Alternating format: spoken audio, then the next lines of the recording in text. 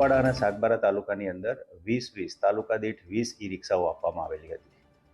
આખા જિલ્લામાં કુલ 100 ઈ-રિક્ષાઓ આપવામાં આવી હતી. તાલુકા દીઠ 20 ઈ-રિક્ષાઓ આપી હતી જે તે વખતે. અને એ ઈ-રિક્ષાઓનો ઉપયોગ ભીનો અને સૂકો કચરો, આપણે ઈ-રિક્ષા જોઈ હોય તો પાછળ બિન આપેલા છે, એમાં ભીનો કચરો અને સૂકો કચરો અલગ કરીને એની અંદર ઘરે ઘરેથી કચરો ભેગો કરવાની એ આશય હતો. અને એ અત્યારે તાલુકાઓમાં ચાલી રહ્યું છે. કારણ એવું કદાચ હોઈ શકે કે પંચાયતને જ્યારે ઈ-રિક્ષાઓ આપેલી હોય તો કદાચ કોઈ રિક્ષા છે તો એમાં પંચર કે એવું થયેલું હોય અને ઈ-રિક્ષા છે એટલે ચાર્જિંગ ન થયું હોય તો એના કારણે પડી હોય, બીજું કોઈ કારણ ન હોઈ શકે. કુપવાડા અને સાગબારા તાલુકાની અંદર 20 તાલુકા દીઠ 20 ઈ-રિક્ષાઓ આપવામાં આવેલી હતી. આખા જિલ્લામાં કુલ 100 ઈ-રિક્ષાઓ આપવામાં આવી હતી. તાલુકા દીઠ 20 ઈ-રિક્ષાઓ આપી હતી જે તે વખતે.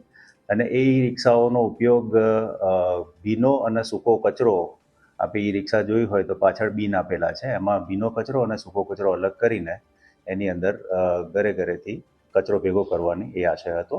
અને એ અત્યારે તાલુકાઓમાં ચાલી રહ્યું છે. કારણ એવું કદાચ હોઈ શકે કે પંચાયતને જ્યારે ઈ-રિક્ષાઓ આપેલી હોય તો કદાચ કોઈ રિક્ષા છે તો એમાં પંચર કે એવું થયેલું હોય અને ઈ-રિક્ષા છે એટલે ચાર્જિંગ ન થયું હોય તો એના કારણે પડી હોય, બીજું કોઈ કારણ ન હોઈ શકે.